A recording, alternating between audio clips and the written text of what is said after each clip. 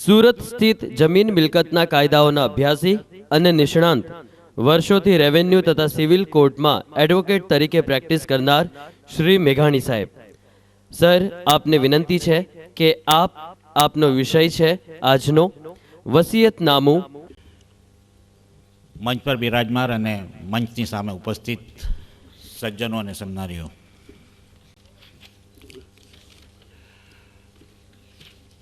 કાયદાની જ્યારે વાત કરીએ ત્યારે આપણે સૌ અનુભવીએ છીએ કે કાયદો એ લખાણથી નિશ્ચિત થયેલો છે, છતાં પણ એક જ પરિસ્થિતિમાં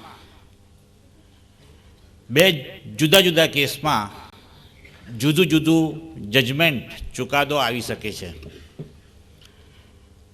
એનો મતલબ એ છે કે કાયદો વંચાતો નથી, પરંતુ કાયદો is a matter of interpretation and presentation. કાયદાનું અર્થઘટન અને તમે રજૂઆત કેવી રીતે કરો છો તેના પર આખો ચુકાદાઓ અને કોર્ટનું વલણ હોય છે. એક સામાન્ય દ્રષ્ટાંત આપવું બહુ જાણીતું છે.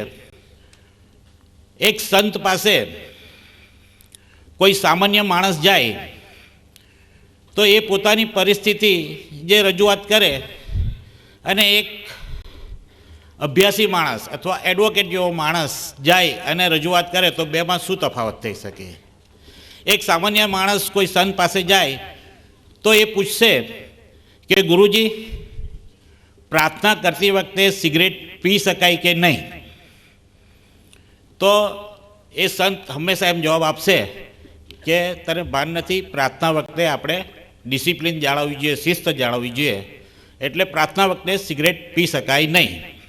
જો આ જ પરિસ્થિતિમાં કોઈ એડવોકેટ કે કોઈ જાણીતો કહે તો એ સંતને એવું પૂછશે કે સંત, સિગરેટ પીતી વખતે પ્રાર્થના કરી શકાય કે નહીં? પરિસ્થિતિ એક જ છે.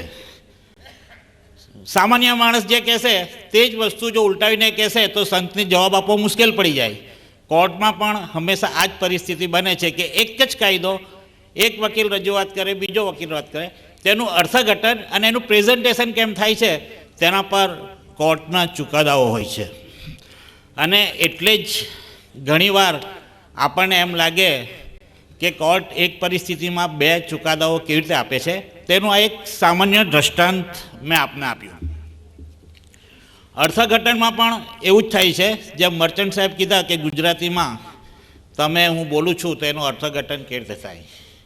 અત્યારે આપણે કોઈને એમ કહે કે આ ટેબલ પર પડેલી છે તે વસ્તુમાંથી ગમે તે વસ્તુ તું ઉપાડી લે, તો સામાન્ય માણસ આવશે તો એનો અર્થ એમ કરશે કે ગમે તે વસ્તુ ઉપાડી લે એટલે એને જે ગમે છે તે વસ્તુ ઉપાડવાની. અને જો એડવોકેટ જેવો માણસ હશે તો એનું અર્થઘટન એમ કરશે ગમે તે ઉપાડી લે એટલે ગમે તે, એનીથિંગ ઉપાડી લો, એટલે ગમે તેના બે અર્થ નીકળી શકે. એટલે કાયદો હંમેશા is a matter of interpretation and presentation. હવે એને ધ્યાનમાં રાખી અને આપણે આજના હું મારા વિષય પર જાઉં છું, વિલ અને વસિયતનામું. વિલ અને વસિયતનામું એ બહુ ગહન, બહુ વિશાળ સબ્જેક્ટ છે. અને જો તેને કાયદાઓ, સેક્શનો, કલમો એનાથી જો બધું રજૂઆત કરવા જઈએ તો ઘણો સમય જાય. અને આપણે આજે એમ માનીને હું મારું વક્તવ્ય રજૂ કરું છું કે એક સામાન્ય નાગરિકના માટે વિલ માટે શું જાણવું જરૂરી છે, એટલે ટેકનિકાલિટી એમાં ઊંડા ઉતર્યા વગર સરળ અને સ્પષ્ટ ભાષામાં રજૂ થઈ શકે તે પ્રમાણે આપણે આગળ વધીએ કે વિલ એટલે શું. તો વિલની વ્યાખ્યા શું? વિલની વ્યાખ્યા સામાન્ય રીતે જુદા જુદા કાયદામાં જુદી છે, જેમાં વિલ એટલે વસિયત કરનારના તેની મિલકત વિશેના ઈરાદાનું કાયદેસર રીતે, માન્ય રીતે થયેલ જાહેરાત જે તેના મરણ પછી અમલી બનાવવા ધારે છે, જેમાં વસિયતના કોડીસીલ એટલે કે વસિયતના પૂરક પત્રનો પણ સમાવેશ થાય છે. બીજી રીતે વ્યાખ્યા જોઈએ, વિલ એ અંગ્રેજી શબ્દ છે વિલ, અને એનો ગુજરાતીનો અર્થ છે ઈચ્છા. પોતાના મૃત્યુ બાદ પોતાની મિલકત કોને પ્રાપ્ત થાય તેને લગતા જો કોઈ વ્યક્તિ દસ્તાવેજ બનાવે તો તે વિલ એટલે વસિયતનામું કહેવાય. હજુ થોડી વાક્યની સ્પષ્ટ કરીએ. વિલ અથવા વસિયત એ વ્યક્તિએ તેના મરણ સમયે અથવા મરણ પછી અમલમાં લાવવા ધારેલ ચોક્કસ ઈરાદા, ઈચ્છાનું નિશ્ચિત રીતે કરેલ જાહેરાત છે. કાયદા મુજબ વારસ અથવા વહીવટકારની નિમણૂક કરવી તેને વસિયત કહેવાય. હવે વિલ શા માટે કરવું જોઈએ? આપ સૌ જાણો છો ને સૌ અનુભવો છો કે માનવીની જિંદગીનો કોઈ ભરોસો નથી. માનવીના સંબંધોની મીઠાશનું કેટલું ટકાઉપણું છે તે બી કોઈ નિશ્ચિત નથી. અને માનવી કેટલો સ્વાર્થી અથવા નિસ્વાર્થી છે તે પણ નક્કી કરવું બહુ મુશ્કેલ છે. સમય પ્રમાણે કાચડો રંગ બદલે તેમ આજના સમયમાં માનવીઓ રંગ બદલે છે. ન કરે નારાયણ અને કોઈક ગુજરવાની ન ઉંમરે કોઈ માણસ ગુજરી જાય તો એની પાછળ એના વારસદારો, એના પુત્ર પુત્રીઓ, લેણેદારો દેણેદારો વચ્ચે જે વિખવાદો ઊભા થાય છે તેનાથી આપ સૌ જાણો છો અને હેરાનગતિ શું થાય તે જાણે છો. લેનાર હંમેશા મરણ કરનાર પછી ઉઘરાણી માટે આવે છે અને આપનાર હોય છે તેની પાસે ઘણા બહાના હોય છે કે મેં તો આપી દીધા હતા, આમાં નોંધ થવાની બાકી રહી ગઈ છે. વિલ આ બધાની સ્પષ્ટતા કરવા માટે ખૂબ જરૂરી છે. એટલે વ્યક્તિ પોતાની સ્વપાર્જિત મિલકતોનું પોતાના મરણ બાદ પોતાની મરજી અને ઈચ્છા મુજબ વહેંચણ, ઉપયોગ થાય તેવી વ્યવસ્થા વિલ દ્વારા કરી શકે છે. વહેંચણ, ઉપયોગ અને વ્યવસ્થા પોતાના કાયદેસરના વારસદારોમાંથી કોઈ વારસદારને મળવા પાત્ર વારસા કરતાં વધુ કે ઓછું અથવા નહીં આપવા ઈચ્છતા હોય તો વ્યક્તિ વિલ દ્વારા તે વ્યવસ્થા કરી શકે છે. પોતાના કાયદેસરના વારસદારો સિવાયની કોઈ વ્યક્તિને પોતાની સ્વપાર્જિત મિલકતમાંથી પોતાના મરણ બાદ વ્યક્તિ જો કંઈક આપવા ઈચ્છતો હોય તો તેવી વ્યવસ્થા વિલ દ્વારા કરી શકે છે. પોતાની સ્વપાર્જિત મિલકતમાંથી વ્યક્તિ પોતાના મરણ બાદ કોઈ સંસ્થાને કે ધાર્મિક કે જનહિતાર્થે કોઈ કામમાં પોતાની મિલકતનો ઉપયોગ કરવા ઈચ્છતી હોય તો તેની વ્યવસ્થા વિલ દ્વારા કરી શકે છે. વ્યક્તિને ખૂબ ઈચ્છા હોય કે મારું જે કંઈક મેં મારા જીવનમાં કમાણી કરી છે તેમાં અમુક સંસ્થાએ મને ખૂબ સપોર્ટ કર્યો છે, અથવા તો હું આ ધર્મમાં કે મારે આ રીતે દાન કરવું છે, પરંતુ જે ગુજરી જાય પછી એના વારસદારો એ દાન ન કરે તો એને કાયદામાં કંઈ અમલ કરી શકાતો નથી. પરંતુ જો વ્યક્તિને ઈચ્છા પૂરી કરવી હોય તો વિલ કરી હોય તો વારસદારો એમાંથી એમની જવાબદારીમાંથી છટકી શકતા નથી. વ્યક્તિ પોતાના વારસદારો પૈકી કોઈ અપંગ, વિકલાંગ, મંદબુદ્ધિ, વૃદ્ધ, અસાધ્ય બીમારીથી પીડાતી ઇત્યાદિ હોય તેની કાળજી તથા સંભાળ તથા ભરણ પોષણ માટે યોગ્ય પ્રબંધ કરી શકે છે. સામાન્ય રીતે ઘરમાં જે વડીલ હોય તેના હાથમાં વહીવટ હોય તો જે આ અપંગ છે, મંદબુદ્ધિ છે, અથવા તો જે લોકો પોતાના હક માટે લડી નથી શકતા તેઓના હક મેળવવા માટે ખૂબ તકલીફ પડે છે. જો મરનાર વ્યક્તિ પોતાની પાછળ આવા વારસદારો માટે વિલ કરીને જાય તો એવી કુટુંબની વહીવટ કરતા વ્યક્તિ એવી જે હેન્ડીકેપ છે તેઓને અન્યાય કરી શકતા નથી. વ્યક્તિ પોતાના મરણ બાદની કોઈ વ્યક્તિને સેવાનો બદલો મિલકત થકી અથવા તો જીવન પર્યંતના ભરણ પોષણ અને દવા સારવાર માટે યોગ્ય પ્રબંધ કરી શકે છે. આપણે જાણીએ છીએ કે સમય એટલો બધો નિષ્ઠુર થઈ ગયો છે કે બાપ દીકરા પોતાના જીવનના ઘણો સમય એકબીજાથી અલગ રહે છે. મા બાપ ઇન્ડિયામાં હોય અને દીકરા દીકરીઓ ફોરેનમાં હોય અને છેલ્લી ઘડીએ નોકર ચાકર કામવાળી એની સારવાર કરતા હોય, પરંતુ એ વ્યક્તિ ગુજરી જાય તો ખરેખર જેણે સારવાર કરી છે તેને કંઈ મળે નહીં, પણ જે ફોરેનમાં રહેલા વારસદારોને એની મિલકતો મળે છે, એના હકદાર થાય છે. આવા સંજોગોમાં જો મરનાર વ્યક્તિને એમ હોય કે જેણે ખરેખર મારી સેવા કરી છે અને મારી કાળજી લીધી છે તેને મારે બદલો આપવો જોઈએ, તો એ વિલ કર્યું હોય તો શક્ય બને છે, અધરવાઇઝ વારસદારોમાં મિલકત નહીં એ થાય છે. વ્યક્તિના ગુજરી ગયા બાદ તેના વારસદારો પૈકી જેનું વર્ચસ્વ સમગ્ર વારસદારો પર હોય તો એ વર્ચસ્વ ધરાવનાર વ્યક્તિ અન્ય વારસદારોને અન્યાય ન કરે તે માટે પણ વિલનું હોવું જરૂરી છે. આ ઉપરાંત વ્યક્તિના મૃત્યુ અગાઉ પોતાના ગુજરી ગયેલ પુત્ર પુત્રીના વારસદારો અંગે યોગ્ય કાળજી લઈ શકાય છે વિલથી. વ્યક્તિના મૃત્યુ પછી અપરિણિત પુત્રી કે પરિણિત પુત્રીઓ માટે યોગ્ય ગોઠવણ કરી શકાય, જેથી વિવાદ કે દાવાદીઓના પ્રકરણો ટાળી શકાય છે. હાલના સંજોગોમાં આપણે બધા જ જાણીએ છીએ કે થઈ ગયેલા થનાર દસ્તાવેજમાં દીકરીઓ પોતાનો હક છે એમ કરીને દાવા કરે અને પછી ભાઈ બહેનો વચ્ચે ખૂબ મોટી તકરાર થાય છે અને પછી બોલવા ચાલવાના વ્યવહાર પણ તૂટી જાય છે. વિલ દ્વારા મહત્ત્વના લાભ વારસોને એ રહે છે કે એમને જે મિલકત રોકડ દાગીના કે સ્થાવર કે જંગમ સ્વરૂપે જે વિલ દ્વારા મળે છે તેનો દસ્તાવેજી આધાર રહેશે. દાખલા તરીકે મરનારના વારસને તેના વિલ દ્વારા 20 તોલા કે 25 તોલા સોનું મળ્યું હોય તો તેને કોઈપણ સત્તાવાળા પૂછે કે આ સોનું ક્યાંથી આવ્યું તો તે વિલનો હવાલો આપી શકે છે. અને આ રીતે વ્યક્તિના પોતાના જીવનમાં એકાઉન્ટેડ કે અનએકાઉન્ટેડ જે કંઈ મિલકતો હોય તે વિલથી જો વારસોને ટ્રાન્સફર કરે તો વારસો માટે એ મિલકત એકાઉન્ટેડ થઈ જાય છે.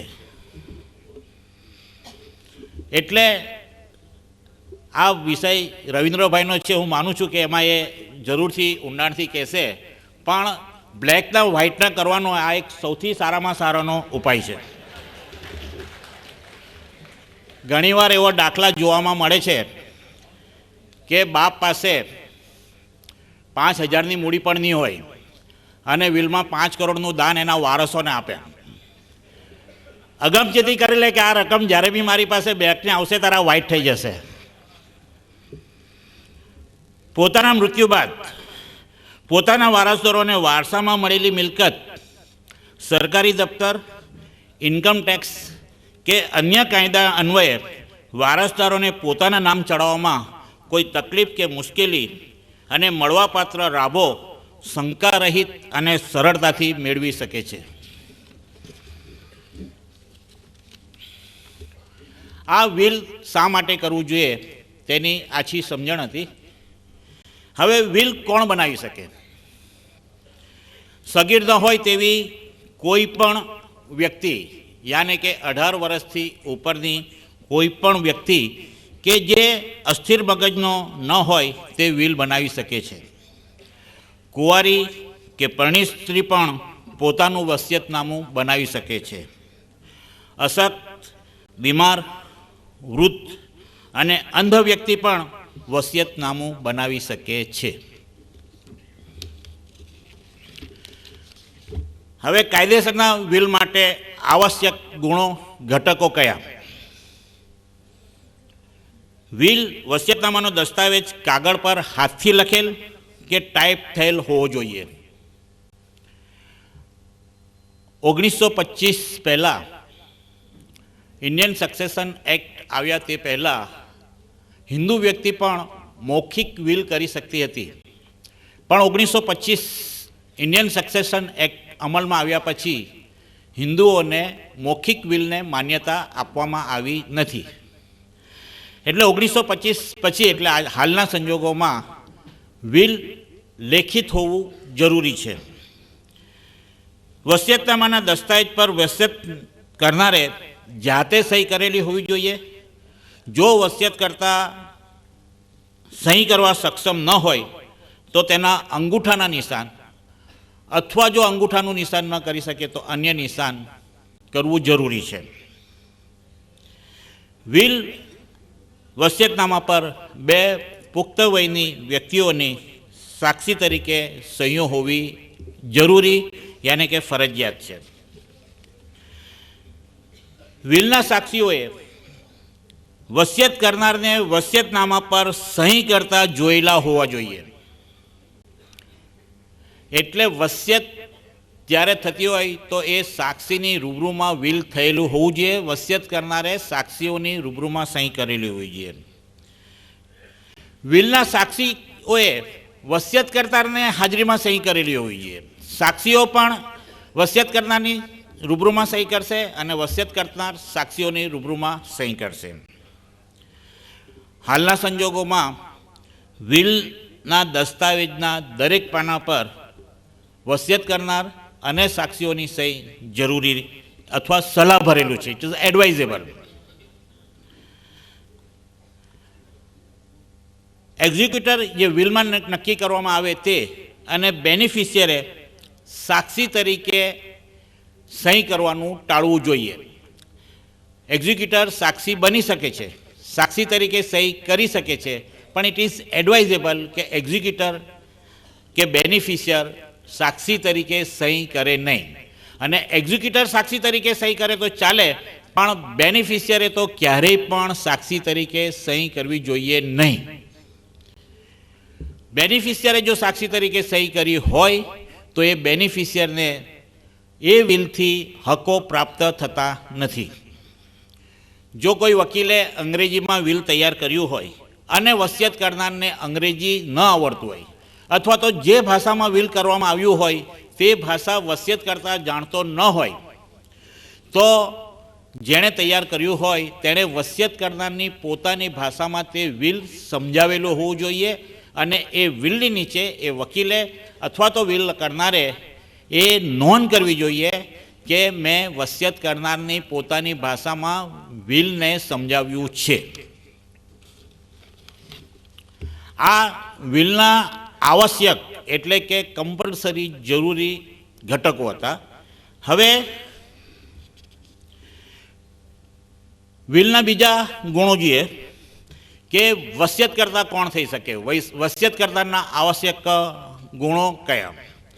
તો તે પુખ્ત વયની વ્યક્તિ હોવી જોઈએ, 18 વર્ષથી ઉપરની, સ્થિર, સમતુલન, માનસિક સ્વસ્થતા ધરાવતી વ્યક્તિ હોવી જોઈએ. મિલકતમાં જે મિલકતનું વસિયત કરતા હોય, વિલ કરતા હોય તેના કાયદેસર માલિકી હક ધારણ કરતો હોવો જોઈએ. વિલ કરનાર કોઈ પણ દબાણ, બળજબરી, ધાકધમકી, ઇમોશનલ બ્લેકમેલિંગ કે લાગણીવશ દબાણમાં આવીને વગરનો માણસે વિલ કરેલો હોવો જોઈએ. ગેરરજૂઆત કે ગેરમાર્ગે કે છેતરપિંડીથી દોરાયા વગરનો વ્યક્તિ હોવો જોઈએ. વિલમાં શું ઈરાદો જાહેર કરવામાં આવે છે તે વસિયત કરનારને ખબર હોવી જોઈએ. દારૂ, કેફી પદાર્થ, નશા, બીમારીને કારણે જો વ્યક્તિ અભાન સ્થિતિમાં હોય તો એ વિલ કરવાને સક્ષમ ગણાતો નથી. એટલે વિલ કરવા કોણ વિલ કરી શકે તેના આ અગત્યના ગુણો છે. હવે વિલમાં કોણ બેનિફિશિયર થઈ શકે, એના ઉત્તરદાન કોણ ગ્રહણ કરી શકે તે કે વિલમાં સીધી લીટેના વારસદારો, પછી એ સગીર કે પુખ્ત વયના હોઈ શકે. વારસદારો ન હોય તેવી વ્યક્તિ પણ વિલના બેનિફિશિયર થઈ શકે છે. આંધળી, બહેરી, મૂંગી, ગાંડી, અપંગ કોઈ પણ વ્યક્તિ વિલના બેનિફિશિયર હોઈ શકે છે. માતાના ગર્ભમાં રહેલ ગર્ભસ્થ બાળક પણ વિલના બેનિફિશિયર બની શકે છે. પરદેશમાં રહેતી વ્યક્તિ, વિદેશી નાગરિક, ચેરિટેબલ, શૈક્ષણિક, સામાજિક અને ધાર્મિક સંસ્થા, વિદેશી ચેરિટેબલ ટ્રસ્ટ, ઇવન દુશ્મન ગણાતી વ્યક્તિ પણ વિલનો બેનિફિશિયર હોઈ શકે છે. અને આ ઉપરાંત પશુ પ્રાણી પક્ષી પણ વિલના બેનિફિશિયર હોઈ શકે છે.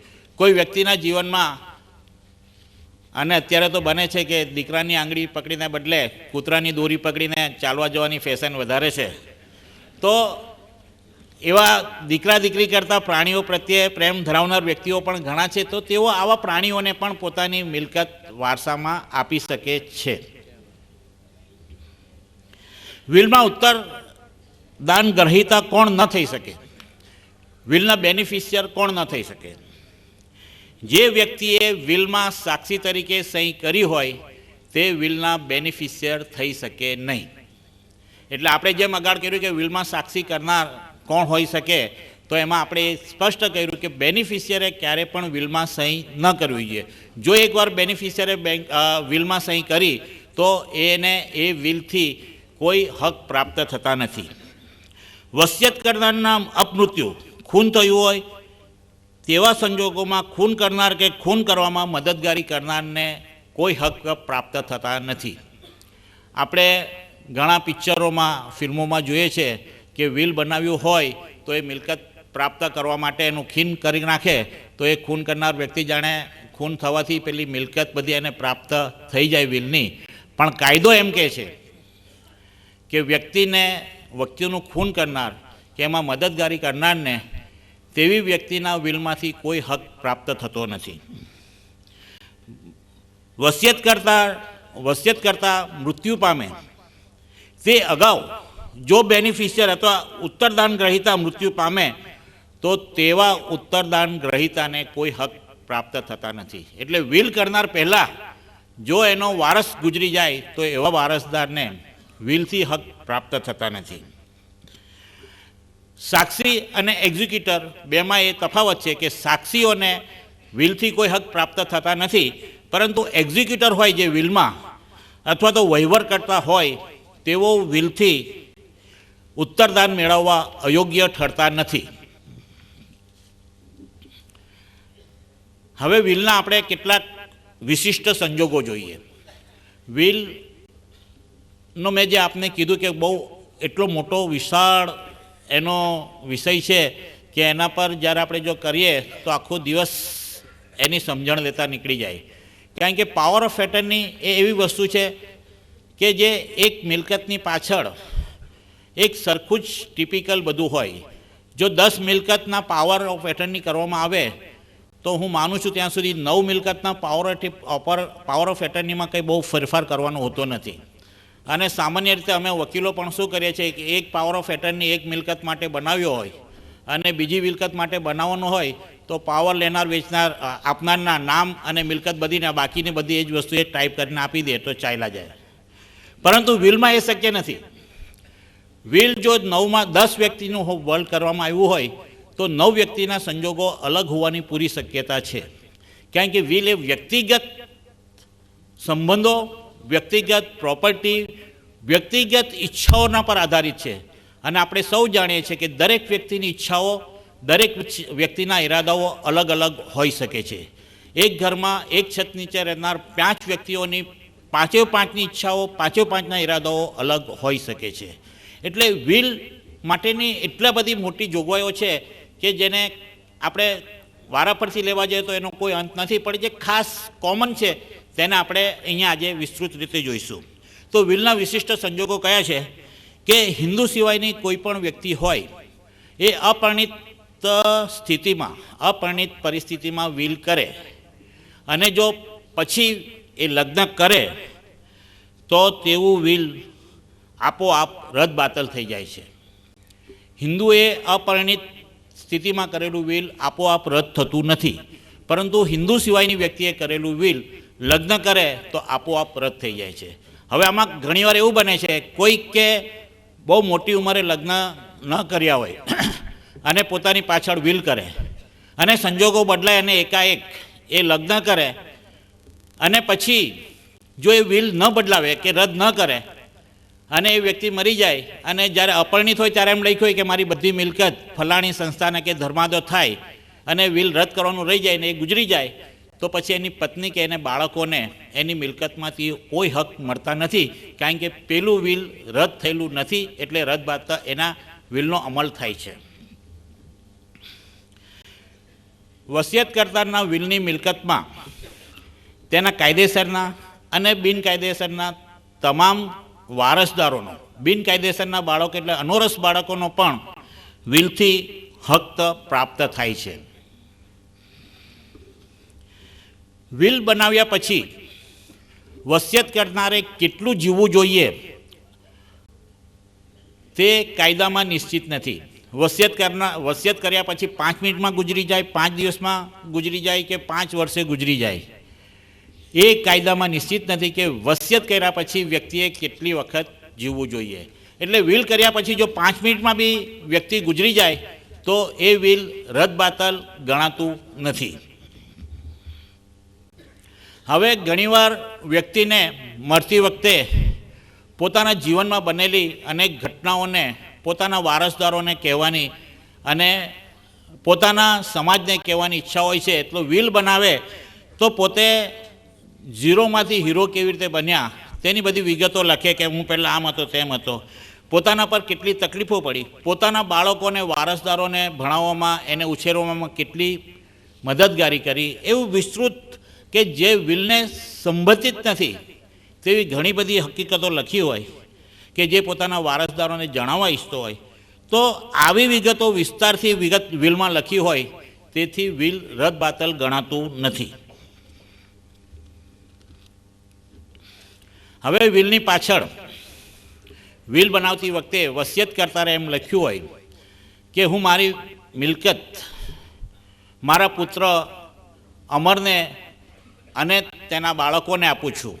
આવું એની પાછળ જો કોઈ વર્ગને લખ્યું હોય, પરંતુ વસિયત કરનારો ઈરાદો એવો હોય કે પોતાની મિલકત પોતાના દીકરાને આપે છે, તો એવા વિલની પાછળ જો અનિશ્ચિત વર્ગ હોય તો તેવા વર્ગને કંઈ પ્રાપ્ત થતું નથી. એવી વ્યક્તિ વ્યક્તિગત રીતે તેવી મિલકત પ્રાપ્ત કરે છે. હું અમર અને તેના બાળકોને મિલકત આપું છું તો એનો અર્થ એમ થાય છે કે અમરને એકલાને જ એ મિલકત પ્રાપ્ત થાય છે.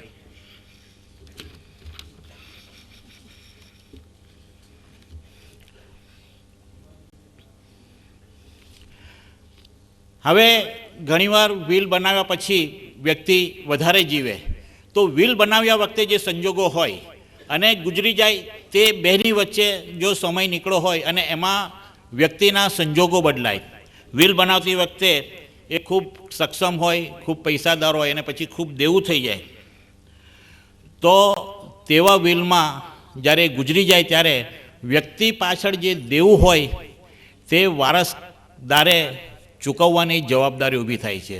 અને એવી વ્યક્તિના વસિયત કરતાના દેવું ચૂકવાઈ ગયા પછી જે નેટ પ્રોપર્ટી રહે તેમાં વિલ પ્રમાણે હિસ્સાની વહેંચણી થાય છે. કાયદા પ્રમાણે ગુજરી જનાર વ્યક્તિના સંતાનો તેના દેવા માટે જવાબદાર નથી.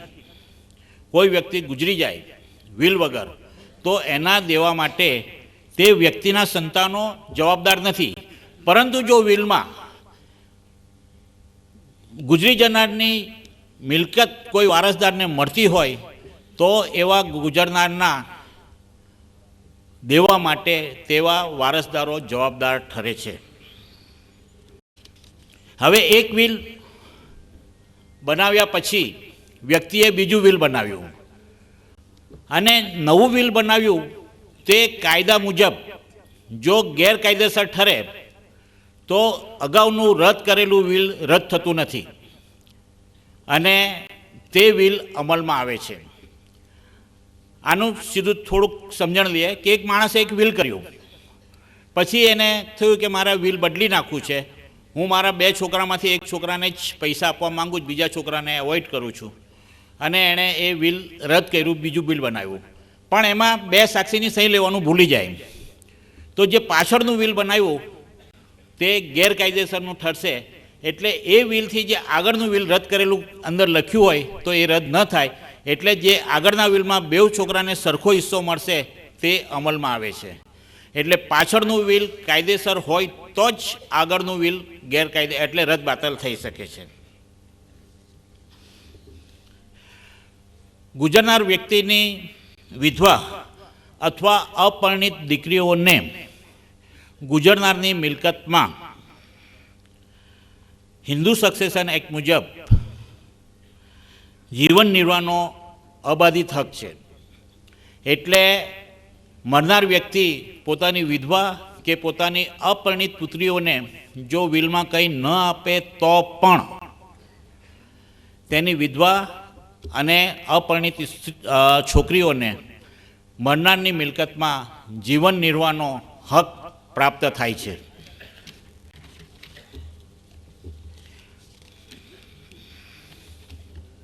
હવે વિલની નોંધણી માટે આપણે જોઈએ કે મોટે ભાગે વિલ શા માટે રજીસ્ટર કરાવવું જોઈએ. મોટે ભાગે વસિયત કરતાં વિલમાં શું વિગતો લખી છે તે પોતાના અવસાન પૂર્વે કોઈ જાણી ન જાય તેવું ઈચ્છતો હોય છે કે પોતે જે વિલ કરે છે તે ખાનગી રહે, તેમાં શું લખ્યું છે તે ખબર ન પડે, એટલે પોતાની હયાતીમાં કોઈ ઝઘડો દાવાદોઈ થાય નહીં. બીજું, વસિયતનામું કર્યા પછી એ વસિયતનામું ક્યાં રાખવું તે કાયદામાં કોઈ જોગવાઈ નથી કે વસિયતનામું કર્યા પછી એ વસિયત ક્યાં રાખવી.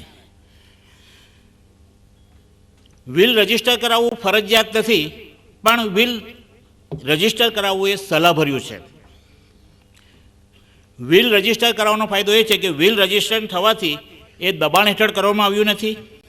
વસિયત કરનારની પોતાની સહીઓ છે, સાક્ષીઓની યોગ્ય સહીઓ છે, અને આવા બચાવ એના વિરુદ્ધના આક્ષેપોથી કોર્ટમાં આપણે બચાવ કરી શકીએ છીએ.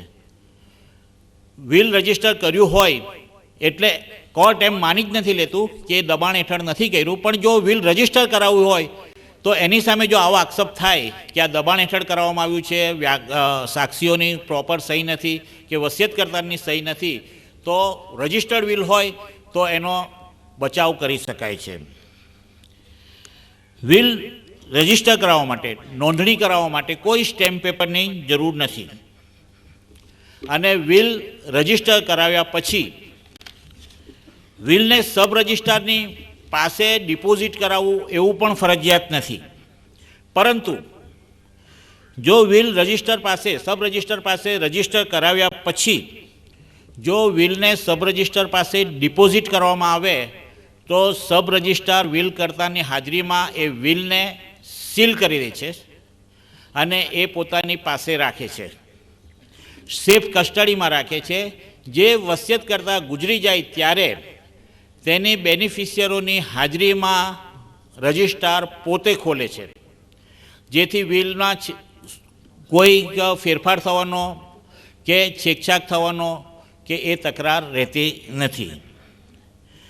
વિલ બનાવ્યા પછી એ કેટલા દિવસમાં રજીસ્ટર કરાવવું એટલે એની ટાઈમ લિમિટ શું છે તે કાયદામાં નિશ્ચિત નથી. એટલે કાયદો એવું કંઈ કહેતું નથી કે વિલ બનાવ્યા પછી આટલા દિવસોમાં જ રજીસ્ટર કરાવવું જોઈએ. વિલ બનાવ્યા પછી ગમે ત્યારે આપણે ઈચ્છા થાય ત્યારે એને રજીસ્ટર કરાવી શકીએ છીએ, અને ન કરાવેલું હોય તો પણ એ રદબાતલ ગણાતું નથી.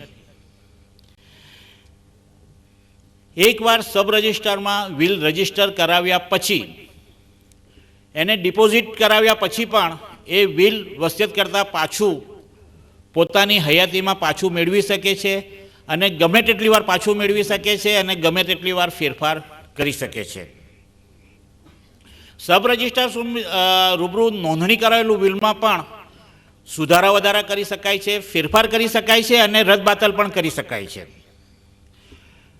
રજિસ્ટર કરાવેલા વિલમાં જો ફેરફાર કરવું હોય, સુધારો વધારો કરવો હોય, એનો કોડિસિલ બનાવવું હોય તો તેનું રજિસ્ટ્રેશન કરાવવું ફરજિયાત છે. અને રજિસ્ટ્રેશન કરાવેલા વિલનું રદબાતલ કરવું હોય તો તેને પણ રજિસ્ટર કરાવવું ફરજિયાત થાય છે.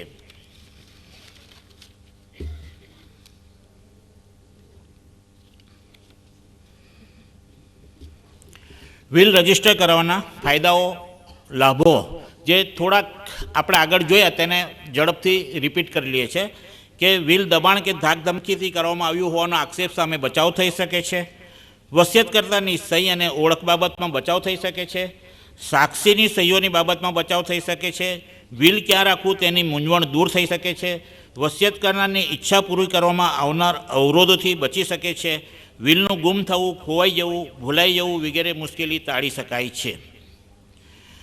વારસદારોએ વચ્ચે અણબનાવ હોય તો જેના કબજામાં વિલ હોય તે વિલ દબાવીને બેસી જાય તો બાકીના વારસદારોને તેમના હક મેળવવામાં તકલીફ ટાળી શકાય છે. જો વિલ રજિસ્ટર કરાવેલી હોય તો એની કોપી જેને કબજામાં હોય તે એકવાર દબાવી દે તો એની સર્ટિફાઈડ કોપી રજિસ્ટર્ડને ઓફિસમાંથી મળી શકે છે.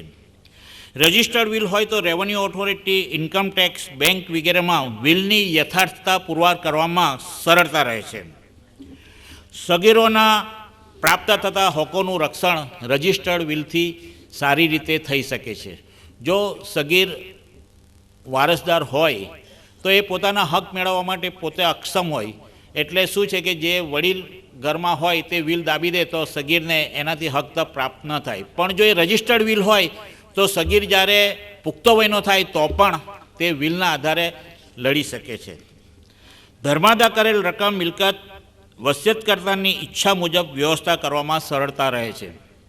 આ પણ એક મોટી સમસ્યા હાલના સંજોગોમાં આપણે જોઈએ છે કે જે આગળ કીધું તેમ કે વસિયત કરનારને પોતાની મિલકત ધર્માદામાં આપવાની ઈચ્છા હોય કે સ્કૂલને, હોસ્પિટલને આપવાની, પણ વારસદારોને એમ હોય કે આ પૈસા ખાલી સ્કૂલ, હોસ્પિટલમાં શું કરવા આપવો છે, આપણને જ આટલી તકલીફ છે તો. અને વસિયત કરનારની ઈચ્છા, જો વિલ રજિસ્ટર્ડ ન કરાવ્યું હોય તો જે વારસદારોને વિલ મળી હોય સમજી મળીને વિલ ફાડી નાખે તો વસિયત કરનારની ઈચ્છાનો અમલ થઈ શકતો નથી. પણ રજિસ્ટર્ડ વિલ કરાવ્યું હોય તો તેવી સંસ્થા એ વિલના આધારે એ વસિયત કરનારની ઈચ્છા પૂરી કરી શકે છે. અને આ બે સામાન્ય વસ્તુ છે કે વિલ માટે કોઈ સ્ટેમ્પ વાપરવાની જરૂર નથી. સાદા ટકાઉ કાગળ પર વિલ થઈ શકે છે અને વિલ રજિસ્ટર કરાવવું ફરજિયાત નથી. રજિસ્ટર કરાવ્યા વગરનું વિલ પણ એટલું જ વેલિડ છે. હવે વિલની સાથે પૂરક વિલ, કે એકવાર વિલ કર્યા પછી વ્યક્તિને એમાં સુધારા વધારા કરવાની ઈચ્છા થાય તો એ ગમે એટલી વાર એ સુધારા વધારા કરી શકે છે, જે પૂરક વિલથી કરી શકે છે, જેને કોડિસિલ કહેવાય છે. વસિયતનામું કર્યા બાદ વસિયત કરતાં એક કે તેથી વધુ ગમે તેટલા કોડિસિલો બનાવી શકે છે. કોડિસિલો બનાવવાની સંખ્યામાં કાયદામાં કોઈ બાદ નથી, કોઈ સમય મર્યાદા નથી કે કોડિસિલ એક વિલ બનાવ્યા પછી કેટલા સમયમાં જ કોડિસિલ કરવું જોઈએ, ક્યારે એ સમય પછી કરવું કે નહીં જોઈએ, કેટલા કોડિસિલ, એવો કોઈ બાદ નથી. ન તો સંખ્યાનો બાદ છે, ન તો સમયનો બાદ છે. કોડિસિલ પણ વિલની જેમ જ જેટલી જ કાયદાકીય પ્રક્રિયાથી જ બનાવી શકાય છે. એટલે તે લેખિત હોવું જોઈએ. વસિયત કરનારની સહી, બે સાક્ષીઓની સહી, બંનેની સાક્ષીઓ એકબીજાની હાજરીમાં જેટલી વિલ કરવા માટેની કાયદાકીય જરૂરિયાત છે તેટલી જ જરૂરિયાતો કોડિસિલમાં રહી છે. પરંતુ વિલમાં જે લોકોએ સાક્ષી તરીકે સહી કરી હોય અને તે વ્યક્તિ અવેલેબલ ન હોય તો કોડિસિલમાં અન્ય વ્યક્તિઓ સાક્ષી તરીકે સહી કરી શકે છે. એટલે જરૂરી નથી કે વિલમાં જેણે સાક્ષીઓ તરીકે સહી કરી હોય તે જ વ્યક્તિ પૂરક વિલમાં સાક્ષીઓ તરીકે સહી કરે. પૂરક વિલના સાક્ષીઓ અને વિલના સાક્ષીઓ અલગ હોઈ શકે છે. હવે કોડિસિલ બનાવવાની શા માટે જરૂર પડે? કે માનવીના સંજોગો બદલાઈ શકે છે. જેની સાથે ગઈકાલે સારા સંબંધ હોય તેટલા સંબંધો આજે સારા ન પણ હોય અને વ્યક્તિના સંબંધોમાં ફેરફાર થાય અને એણે જે ઈરાદો કર્યો હોય કે મારે આને આટલા વસ્તુ આપવી છે અને એના સંબંધો બગડી જાય પછી પોતાનો ઈરાદો ફેરવી શકે છે કે હવે મારે આને નથી આપવું, તો એ કોડિસિલથી પોતાનો ઈરાદો બદલી શકે છે. વસિયત કરનારને ક્યારેક કોઈક વ્યક્તિ ગઈકાલે સારી લાગતી હોય, જેની પ્રત્યે લાગણી સારી હોય અને પછી એ આજે લાગણી ન પણ રહે અથવા એ વ્યક્તિ સારી પણ ન લાગે તો તે અંગે પણ એ સુધારો વિલમાં કરી શકે છે. વ્યક્તિએ કોઈને મિલકત કે પૈસા આપવાનું નક્કી કર્યું હોય પોતાના વિલમાં, કારણ કે એ બહુ જરૂરિયાતમંદ છે અને એવું બને કે ગઈકાલને જે જરૂરિયાતમંદ વ્યક્તિ હોય તે આજે એને પૈસાની જરૂરિયાત ન હોય, એક સક્ષમ થઈ ગયો હોય ને વસિયત કરનારને એમ લાગે કે હવે આને પૈસાની જરૂર નથી, એટલે મેં જે વિલથી પૈસા આપવાનું નક્કી કર્યું તે હવે મારે એને આપવાની જરૂર નથી, તો આવા સંજોગોમાં પણ કોડિસિલ બનાવવાની જરૂરિયાત ઊભી થાય છે. આ ઉપરાંત વસિયત કરતાં એક વિલ બનાવ્યું અને એમાં જે વારસદારને મિલકત આપતો હોય તે વસિયત કરતાં પહેલાં ગુજરી જાય તો વિલનું કોડીસીલ કરવું જરૂરી છે, કારણ કે વસિયત કરતાના પહેલાં જો વારસદાર ગુજરી જાય તો એને એ વિલથી કોઈ હક પ્રાપ્ત થતો નથી, એટલે એ વિલ નાહિત થઈ જાય છે, એટલે વિલનો કોઈ અર્થ રહેતો નથી. અને વ્યક્તિના સમય, સંજોગ અને પરિસ્થિતિ ગમે ત્યારે બદલાઈ શકે છે. વસિયત કરતાનો વિલ બનાવતી વખતે જે સમયે જે આવક સંપત્તિ હોય તે સમય અને સંજોગો અને પરિસ્થિતિ બદલાય તો તેની આવક અને સંપત્તિ વધી પણ શકે છે અને ઘટી પણ શકે છે. તેવા સંજોગોમાં એણે બનાવેલું વિલ પૂરક વિલથી સુધારો વધારો કરી શકે છે. હવે વિલ બનાવતી વખતે શું કાળજી લેવી જોઈએ? વિલ બનાવનારે વિલમાં પોતાના ભરોસામંદ વિશ્વાસુ વ્યક્તિને એક અથવા એકથી વધુ એક્ઝિક્યુટર તરીકે નિમણૂક કરવી જોઈએ. આ એટલા માટે જરૂર છે કે જ્યારે વારસદારો વચ્ચે જ્યારે હકો વિલ પ્રમાણે વહેંચણ કરવાની આવે ત્યારે ઘરનો વડીલ હોય તેની સામે અન્ય નબળા બાળકો બોલી શકતા નથી, એને હામાં હા કરવું પડે છે. જો એક્ઝિક્યુટરની નિમણૂક કરી હોય તો આવા અસમાન બાળકો વચ્ચે વહેંચણીમાં અન્યાય થતો ટાળી શકાય છે.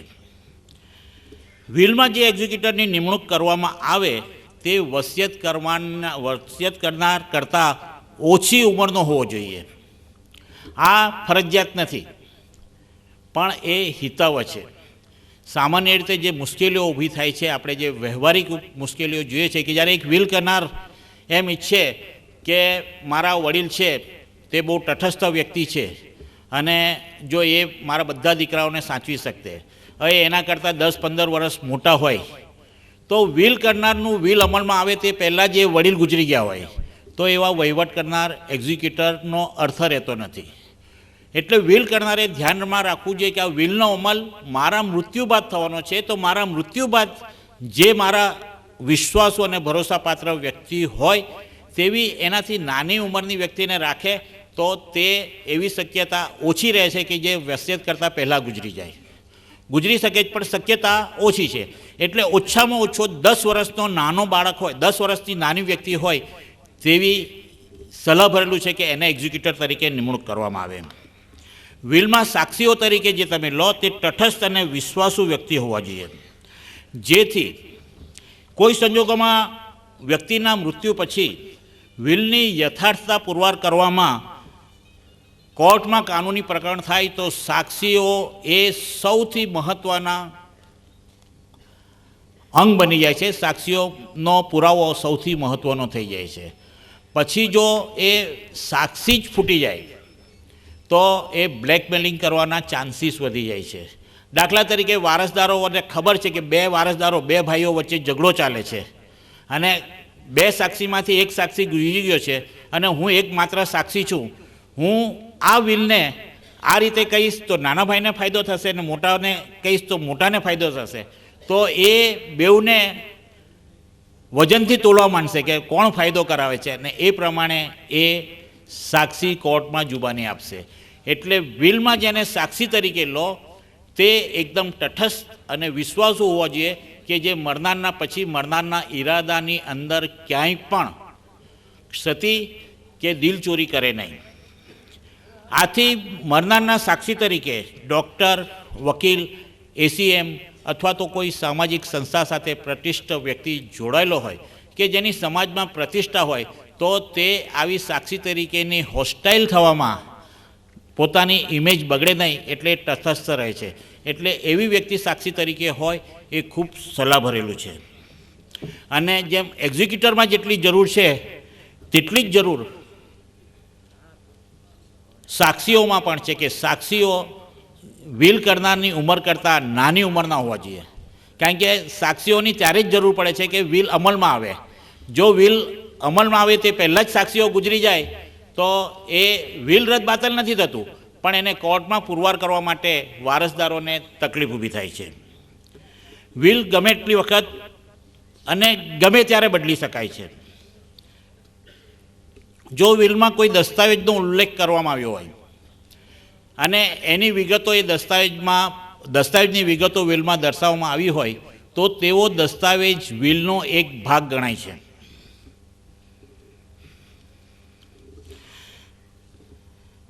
કાયદા પ્રમાણે વિલ ક્યાં રાખવું તેવી કોઈ જોગવાઈ નથી, પરંતુ વિલ યોગ્ય સ્થળે, સલામત સ્થળે અને મરનાર વસિયત કરનારના મૃત્યુ પછી બધાને ખબર પડી જાય કે આણે વિલ કર્યું છે તેવી રીતે મૂકવું જોઈએ.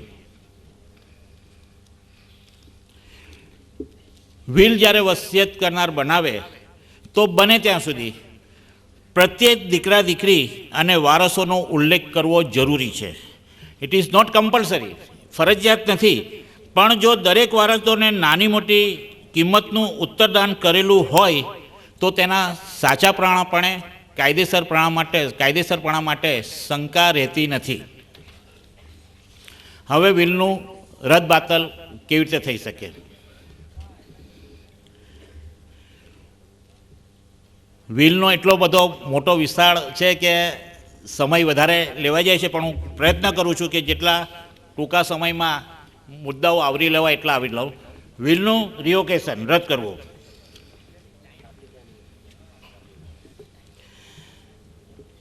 વસિયત કરનાર વિલ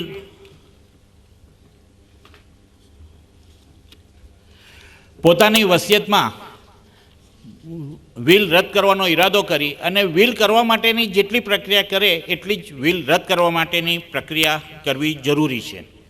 વિલ ગમે ત્યારે ગમે તેટલા સમય રદ કરી શકાય છે, નવું બની શકાય છે. હું સમયને થોડુંક મર્યાદાને ધ્યાનમાં લઈ મારું વક્તવ્ય ટૂંકાવવાની કોશિશ કરું છું, પણ એક મહત્ત્વની સ્લાઇડ્સ છે તેને રજૂ કરું છું કે જેથી બાકીના સવાલોમાં કે બાકીની પ્રક્રિયાઓમાં આપણે જાણી શકીશું કે જુદા જુદા ધર્મ પ્રમાણે વિલની શું સ્થિતિ હોય છે.